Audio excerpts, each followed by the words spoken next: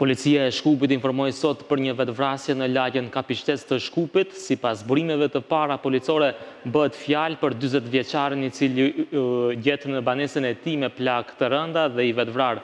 Ai paraprakisht u dyshua se nga banesa e tij kishte shtënë me armë zjarri drejt një furgoni në këtë lagje. Për më shumë informacione kemi drejt për së drejti gazetarin ton Furkan Saliu. Furkan, çfarë ndodhi në të vërtetë në Kapishtes? Po, Artan, tashmë edhe zyrtarisht është e konfirmuar nga Ministria e Punëve të Brendshme se personi me iniciale KK i lindur në vitin 1976 është vetvrar. Trupi i pajetit të ndjerit është gjetur në banesën e tij me plagët të marra nga arma e zjarrit në pjesën e krahërorit. Jo zyrtarisht mësohet se bëhet fjalë për Kosta Kërpaç, pronari i kompanisë Finzi Doyle si dhe i portalit Netpress.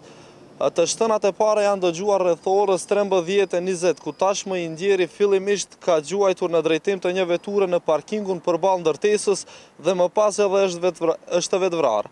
Emri Kosta Kërpaç ka figuruar edhe në listën e kryetarit, në listën për falje të kryetarit Ivanov, por ende nga Ministria e Punëve të Brendshme motivet për vetvrasjen ende nuk i kanë bërë të ditur. Artan